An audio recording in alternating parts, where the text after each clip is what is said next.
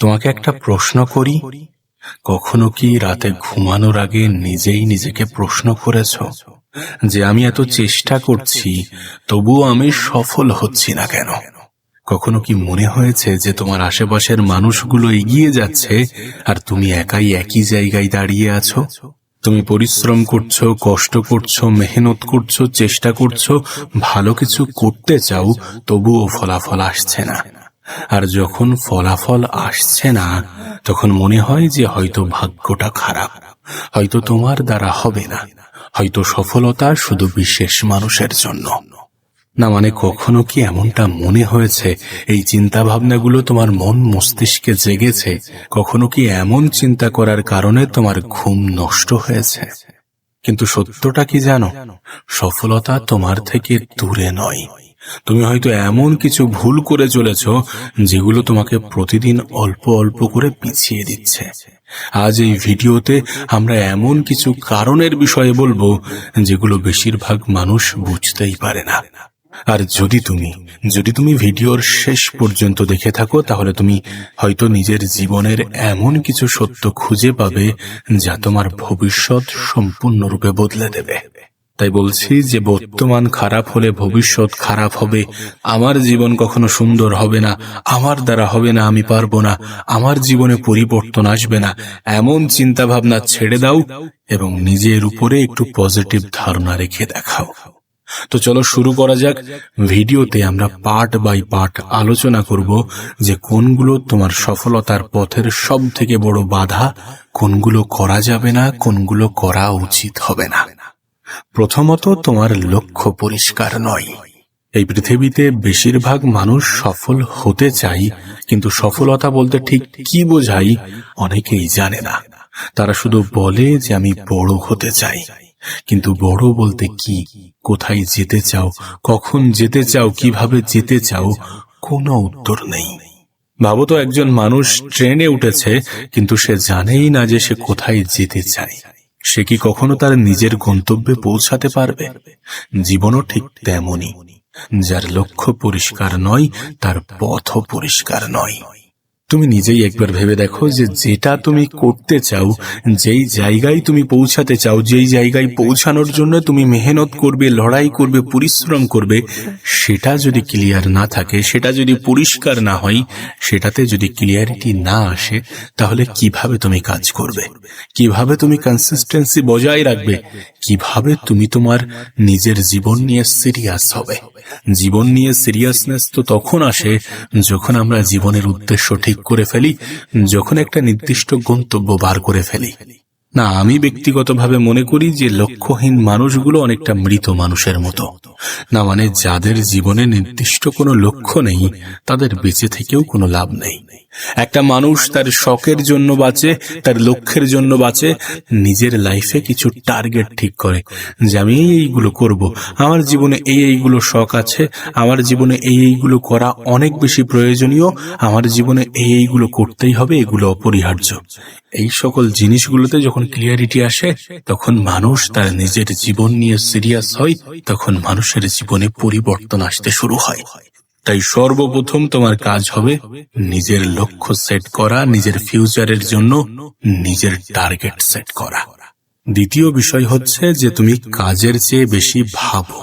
একটা কথা মনে রাখো, এই পৃথিবীতে হাজারো পরিকল্পনা দাফন হয়ে গিয়েছে শুধুমাত্র পদক্ষেপ না নেয়ার কারণে।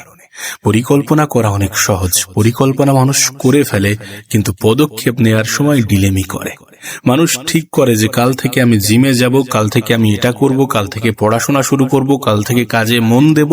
দিন যখন পদক্ষেপ নেয়ার কথা আসে তখন সেই কাল আর আসে না। এটা তোমার জীবনের অন্যতম সব থেকে বড় শত্রু, যে তুমি ভাবো তো ঠিকই কিন্তু কাজ করতে চাও না। এই পৃথিবীতে এমন মানুষের কোনো অভাব নেই যারা স্বপ্ন দেখে কিন্তু কোনো কাজ করে না। তারা পরিকল্পনা করে, ভিডিও দেখে, মোটিভেশন শোনে, কিন্তু বাস্তবে অ্যাকশন নেয় না। এমনটা করলে চলবে না। তুমি শুনলে, তুমি নিজেকে মোটিভেট করলে, তুমি নিজেকে প্রস্তুত করলে, দেন তারপরে কাজে লেগে যাও। আজ নয় কাল, কাল নয় পরশু, এমন করতে করতে একটা বড় লম্বা জীবন অতিবাহিত হয়ে গিয়েছে। এবার তো একটু ব্রেক নাও, এবার তো একটু নিজেকে সময় দাও, এবার তো নিজের জীবনটাকে সুন্দর করে দেখাও, এবার তো ভাবনা চিন্তার সঙ্গে সঙ্গে অ্যাকশনটাও নাও। তবেই তো জীবনে পরিবর্তন আসবে, তবেই তো জীবনটা সুন্দর হবে। একটা কথা সারা জীবন মনে রাখবে, ভাবনা তোমাকে অনুপ্রাণিত করতে পারে, কিন্তু কাজই তোমাকে সফল করবে। প্রত্যেক দিন সামান্য কাজও শূন্য কাজের চেয়ে হাজার গুণ ভালো। আমি তো বলছি তোমাকে যে তোমাকে ভীষণ কিছু করতে হবে না, অনেক বেশি কিছু করে দেখাতে হবে না। শুধু প্রত্যেক দিন নিজেকে 1% করে উন্নত করে দেখাও, প্রত্যেক দিন নিজের মধ্যে 1% করে ইমপ্রুভমেন্ট আনো, দেখবে জীবনটা সুন্দর হতে বাধ্য। তৃতীয় বিষয় হচ্ছে যে তুমি খুব তাড়াতাড়ি হাল ছেড়ে দাও। আচ্ছা, তোমাকেই একটা প্রশ্ন করি, যে কোনো একটা বৃক্ষ রোপণ করার সঙ্গে সঙ্গেই কি ফল আসে? বীজ বপন করার পর কি পরের দিনই ফল পাওয়া যায়? না, সময় লাগে। সফলতার ক্ষেত্রেও একই বিষয়। ভালো কিছু করার ক্ষেত্রে, জীবনে বড় কিছু করার ক্ষেত্রে, বড় লক্ষ্য, বড় উদ্দেশ্য, বড় স্বপ্ন পূরণের ক্ষেত্রে ওই একই ফান্ডামেন্টাল, ওই একই বিষয় কাজ করে, যে সময় লাগবে। কিন্তু এই বিষয়টা মানুষ বুঝতে চায় না। অনেকে 2 দিন চেষ্টা করে, অনেকে 4 দিন, অনেকে 6 দিন, অনেকে 1 মাস, অনেকে 2 মাস, অনেকে সামান্যতেই হাল ছেড়ে দেয়। আর এর ফলে তার মাথায় চিন্তা আসে, সে ভাবে যে আমার দ্বারা হবে না। কিন্তু তারা এটা বুঝতে পারে না যে সফলতার দরজা খুলতে অনেক সময় শেষ চেষ্টাটাই লাগে। যেখানে সবাই হাল ছেড়ে দেয়, সেখানেই বিজয়ীরা লড়াই চালায়। আর একটা বিষয় কি জানো, হাল ছেড়ে দেওয়াটা অনেক সহজ, আর মানুষ সহজ জিনিসকে খুব সহজেই বেছে নেয়। কিন্তু হাল না ছেড়ে যদি আমরা প্রতিনিয়ত প্রত্যেক দিন ট্রাই করি এবং নিজের জীবনকে ইমপ্রুভ করার, নিজের জীবনটাকে সাজানোর সর্বত্র চেষ্টা করি, সেটাই আমাদের জন্য সব থেকে বেশি উত্তম। আমার তো অনুরোধ থাকবে যে হাল ছেড়ো না, নিজের উপর থেকে বিশ্বাস হারিও না, ধৈর্য ধরতে ভুলে যেও না। ধৈর্য অনেক বেশি প্রয়োজনীয়। কোনো পরিশ্রমের পর ফল পাওয়ার আগ পর্যন্ত সব থেকে যে জিনিসটার বেশি প্রয়োজন পড়ে, সেটা হচ্ছে ধৈর্য। ধৈর্য তোমাকে ধরতেই হবে। এই পৃথিবীতে সফল ব্যক্তিরা ধৈর্যশীল হয়। সফল ব্যক্তিরা যেমন মেহনতি হয়, তেমনি তারা জানে যে ধৈর্য ধরাটাও প্রয়োজন। কারণ জীবন কোনো ছোট খেলা নয়, এই খেলায় জিততে হলে ধৈর্যেরও প্রয়োজন হয়।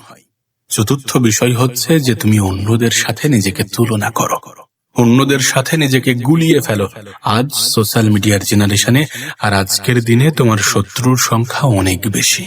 সত্যি বলতে, অন্যের সাফল্য দেখে আমরা নিজের জীবনটাকে ব্যর্থ মনে করি, কিন্তু তুমি আমি যা দেখছি সেটা তাদের জীবনের হাইলাইট।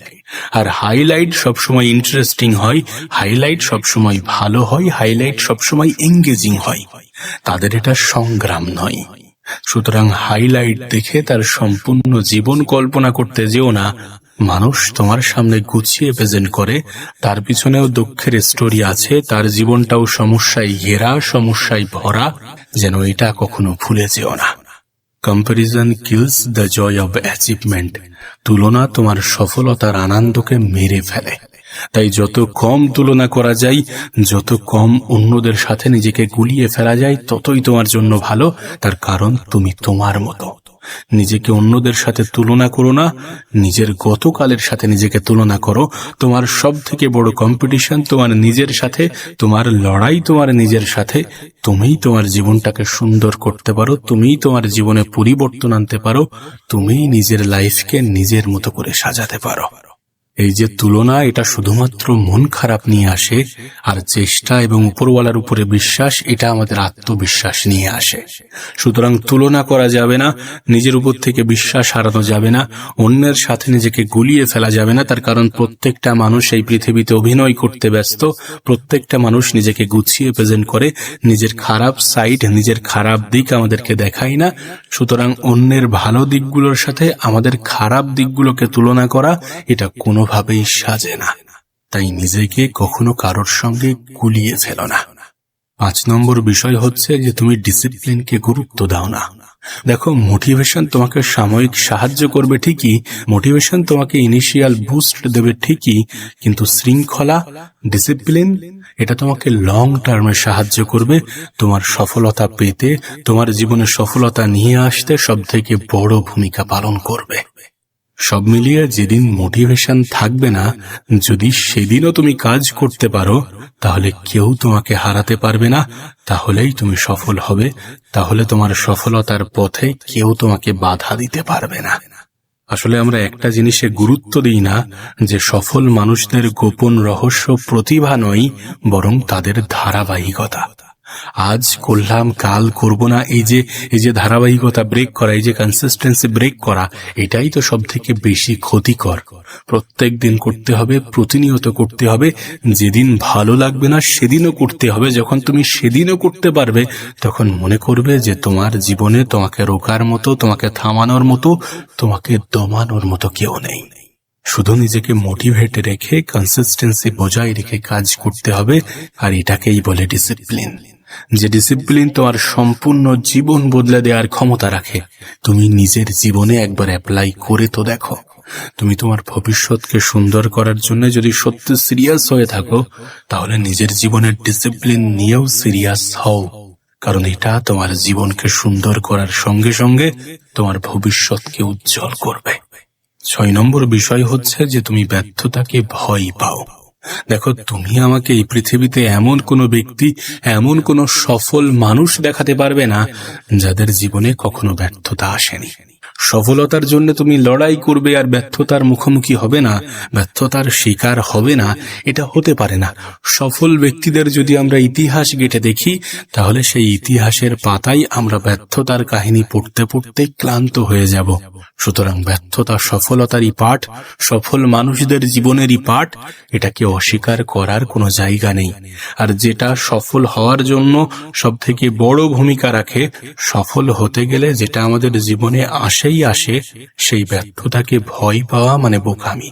সেই ব্যর্থতাকে ভয় পাওয়া আমাদের সাজে না। মনে রেখো, ব্যর্থতা তোমার কোনো শত্রু নয়, ব্যর্থতা একজন শিক্ষক, যে তোমাকে আমাকে প্রতিনিয়ত শিখিয়ে দিয়ে যায় যে কোনটা করা উচিত এবং কোনটা করা উচিত নয়। তাই ব্যর্থতাকে ভয় পাওয়ার পরিবর্তে ব্যর্থতা থেকে শেখো, নিজের জীবনটাকে সুন্দর করো।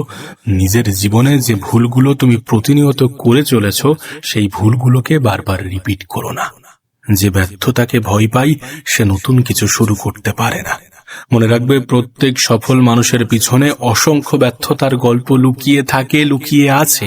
আর তুমি যদি সফলতার সফল ব্যক্তিদের কাতারে নিজেকে দাঁড় করাতে চাও, তাহলে তোমার জীবন সুন্দর হতে বাধ্য। তাহলে তোমাকে ব্যর্থতার মুখোমুখি দাঁড়াতেই হবে।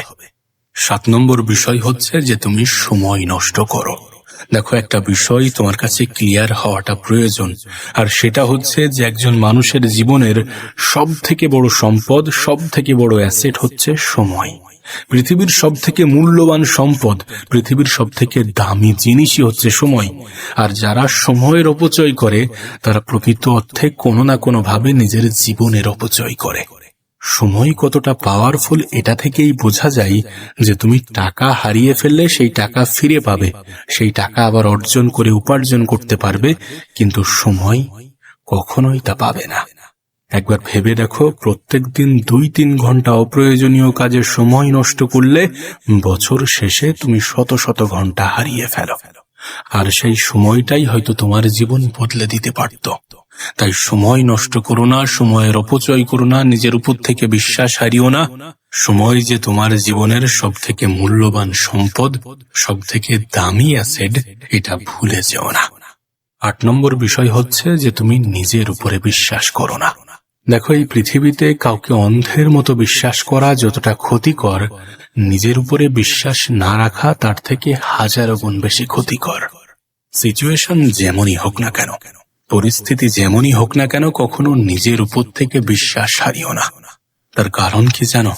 তার কারণ তোমার লড়াই, তোমার যুদ্ধ কোনো বাইরের মানুষের সাথে নয়, বরং তোমার ভিতরের মানুষের সাথে, তোমার নিজের সাথে। আর যদি তুমি নিজেই নিজের উপরে বিশ্বাস না করো, যদি তুমি নিজেই নিজেকে না বলো যে আমি পারবো, আমি করে দেখাবো, আমার দ্বারা সম্ভব, আমি কেন নই, তাহলে পৃথিবীর কেউই তোমাকে সফল করতে পারবে না। নিজের উপরে বিশ্বাস রাখো। যে কোনো পরিস্থিতিতে, যে কোনো মূল্যে, যে কোনো উপায়ে, যে কোনো মুহূর্তে নিজের উপরে বিশ্বাস রাখো, কারণ প্রতিটা বড় অর্জন শুরু হয় ছোট একটি বিশ্বাসের থেকে। Believe in yourself, you can do everything. তুমি সব কিছু করার ক্ষমতা রাখো যদি তুমি বিশ্বাস রাখো, যদি তুমি ভাবো যে আমি পারবো, আমি করে দেখাবো। দেখো, একটা জিনিস তোমাকে আমি ক্লিয়ার করে দিতে চাই, যে আজ বর্তমান যে পর্যায়ে তুমি দাঁড়িয়ে আছো, অবস্থান করছো, সেটা কিন্তু তোমার শেষ গন্তব্য নয়।